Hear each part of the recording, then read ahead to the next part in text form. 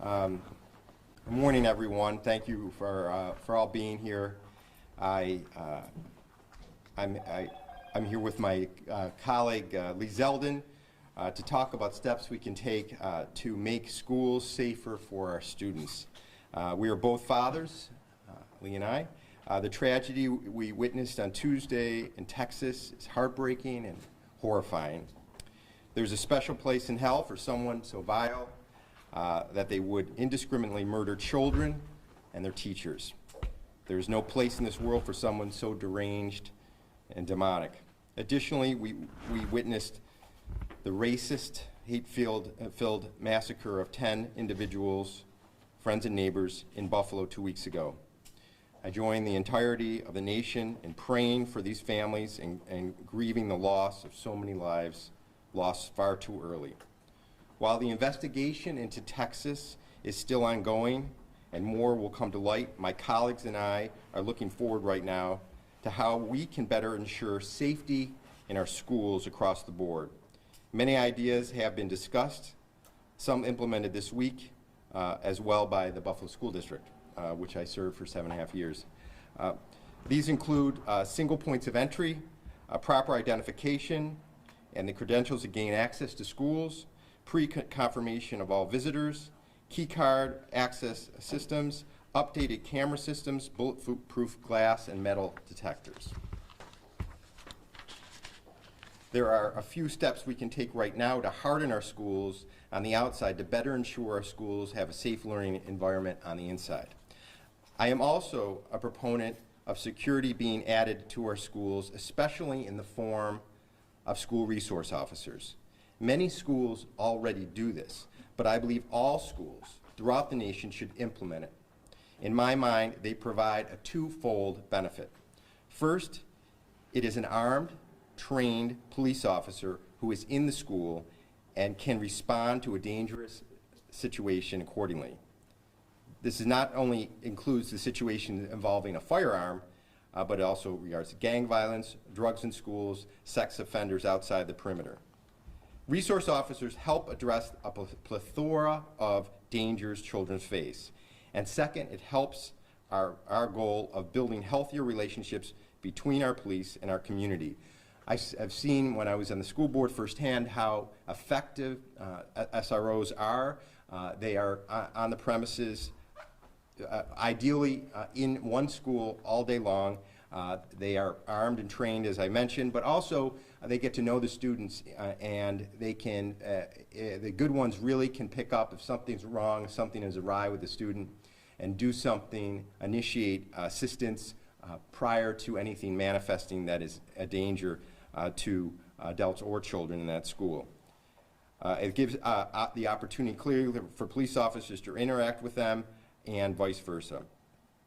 Obviously, providing more resource officers is an investment. That is why I've already introduced legislation in the House to fund additional school resource officers. My legislation, the School Resource Officer Act, would reauthorize the Department of Justice's Community-Oriented Policing Services, or COPS program, to $500 million each fiscal year from 2023 to 2026. Approximately 30% of the COPS hiring funds would be designed to pay for school resource officers' salaries and benefits. Congress should pass this bill right now. Now more than ever, our students and their parents are seeking reassurance that their local schools are safe and that law enforcement officers are there to protect them in emergencies. Both sides of the aisle agree we should do something to protect our students and our kids. This is not time for finger pointing and politicization. This is time to take meaningful steps to ensure every school across America is secure from people who wish them harm. We all agree on the need for increased security in our schools, so let's act. My legislation and other steps I've outlined above are actions we can take right now to make real and meaningful change and give students, parents, and teachers peace of mind. School is a place to learn, to play, to enjoy company of your peers, and to build for the future. We must ensure every kid has a safe and secure building throughout this nation. With that, I will call Congressman Zeldin up, who has been an advocate for these type of initiatives in his time in Congress and the state Senate, and I'd love him to talk as well on this. Thank you to Congressman Jacobs for his solution-oriented leadership. This is something that hits home for all of us as parents. My daughters are in the 10th grade, and this isn't the first time that we are gathering to talk about an incident taking the young, precious, beautiful lives inside of United States classrooms that should be safe settings for our students to be able to learn, to thrive. I can't even begin to fathom what it must be like for a parent to receive that call. And there are no words that any of us would be able to truly share that would fully comfort these parents who are grieving during this toughest moment in their life. Congressman Jacobs outlined some of the important solutions that have bipartisan support. Republicans and Democrats can agree, we have in the past. I recall in 2017 when Republicans and Democrats in Congress got together to get the Fix NICS legislation over the finish line. I remember after a prior incident inside of Parkland, the Stop School Violence Act was introduced, and it ended up getting passed and brought over the finish line. The need for school resource officers is undisputable. And we have trained professionals who are highly capable to courageously respond, to be trained, to prepare others, to communicate with law enforcement in the event of an emergency. It's important for all school districts throughout the state of New York to have school resource officers in it. It's important that all of our schools are trained.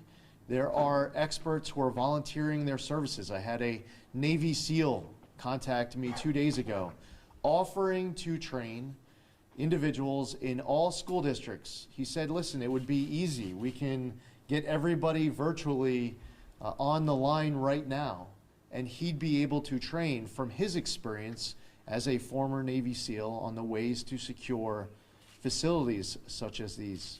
For some school districts, they're further ahead with security than others. It's important that there is a standard statewide in this state for school safety, that all schools are able to meet that standard. Now in Albany, there have been well-intentioned mandates through the years and the decades, but then the funding isn't provided. It's important that any of these good ideas that are handed down from government come with the funding to pay for it. These shouldn't be unfunded mandates, these should be funded. The single point of entry into a school district is also something that I don't believe that we need to learn lessons again on in the future. This has happened time and again in the past, and it is just so vitally important that every school district focuses on this issue as if they could be next. Being properly prepared is the best way to prevent the tragedy.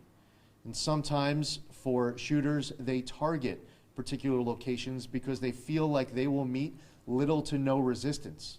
It would send a strong message, not just for the need to secure a school, but to a potential shooter that if they were to enter one of these facilities, that they would likely to encounter resistance. And unfortunately, some of our schools have become targets, and that needs to stop.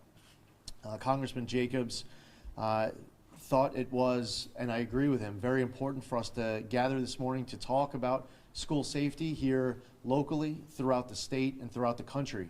Congressman Jacobs' legislation isn't just about helping to secure the Buffalo School District. It's not just about the school districts in his one congressional district, but there's a benefit to be served for all school districts all throughout the entire United States of America. So I thank Congressman Jacobs for his solution-oriented focus. Lastly, I would just like to say 2 days after the shooting at Tops Supermarket, I had the honor of traveling, the privilege to be with the community at Tops. And what was most striking for me was the amount of pain that clearly predated the tragedy that had taken place.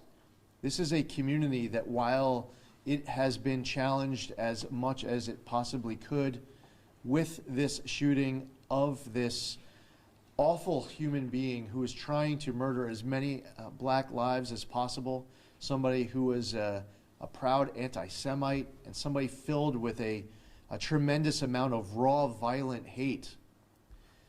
There's something even more telling in the story of anyone who wants to understand how this has impacted that community by going deeper.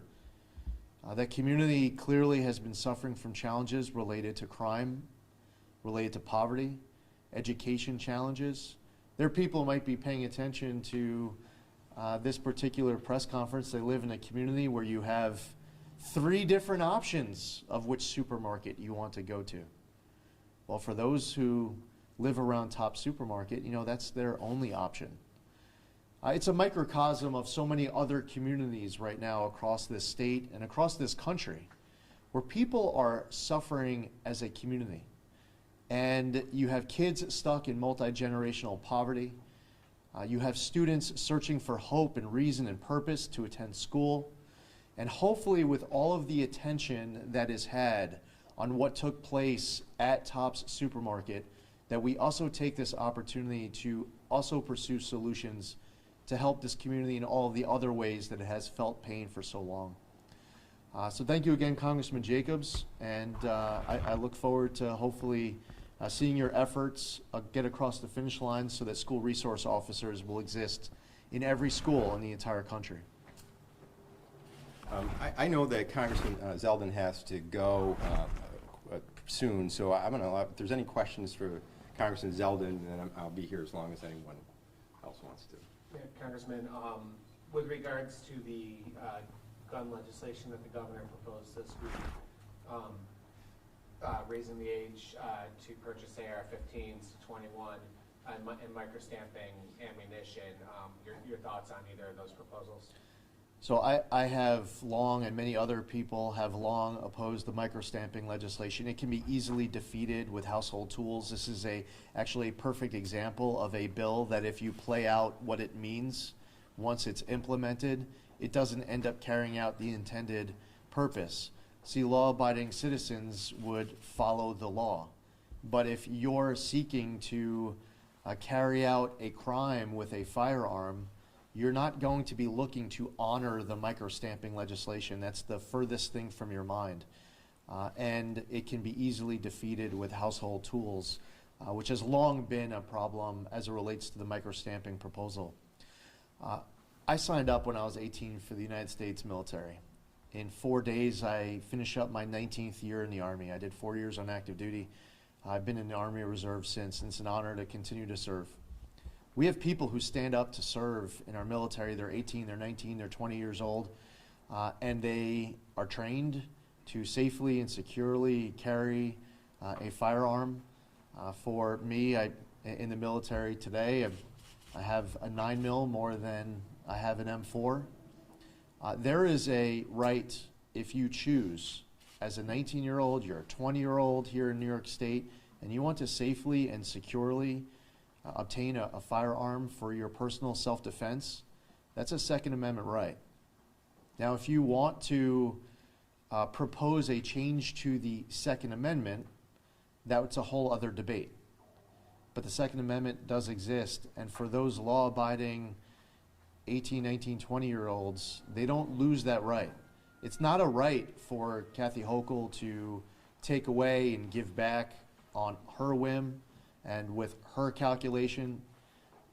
Understanding, when we're talking calculation, Kathy Hochul was an A-rated, NRA-endorsed member of Congress. So just because she chooses to be recalibrating her own political compass based off of a new office that she's in, a new office that she seeks, I believe that it's highly irresponsible to instantly demand that everyone else instantly recalibrates their political compass to fit what works best for Kathy Hochul. But understanding fully that we're talking about someone who's an A-rated, NRA-endorsed member of Congress who would go to the Hamburg Fairgrounds. She'd spend hours there going table to table, and she was an absolutely, completely different person. What happened in Texas was absolutely tragic. being focused on solutions where we can find common ground however possible is important. And there will be some solutions that will be offered by people where others might disagree. But the one thing that I would encourage all people in government to do, whether you're in a state house or you're in the United States Congress, is that we have a duty to be talking to each other and not past each other on this issue. The idea of the moment this shooting in Texas took place, there are people who then say that their political opposition doesn't even have a right to even think about what happened unless you sign up for Bill X. Well, that's a way to ensure that we'll never have progress. Because as we saw with Fix NICS in 2017, as we saw with the Stop School Violence Act after Parkland, and as I believe we can see right now with Congressman Jacobs' legislation, there's an opportunity to actually do something about it. But those are my thoughts on those two particular bills that you just asked about up in the state capitol. But Congressman Zeldin, you made this kind of about Hochul and about politics, but in Florida, the minimum age to purchase a firearm is 21. And of course, we know that that is a Republican state. So what do you say about that? I'm supportive of 18-year-olds being able to legally and lawfully obtain a firearm. I'll let Lee go because you have to get to the. All right, any other questions? Okay, thank you. Thank you so much, Congressman. Thank you, Jacobs. Lee. Thank you. Thank you for allowing him to get through questions, and I'm here as long as people have questions. I wanted to certainly address one other thing. First is that we clearly, as I talk about SROs, we clearly also have a mental health. I would say, 2 years ago, 3 years ago, it was a mental health crisis. Now I think it's an epidemic. My guess is when we learn more about these two young men who did this, that they were clearly mentally ill, but that the last 2 years of lockdowns exacerbated that.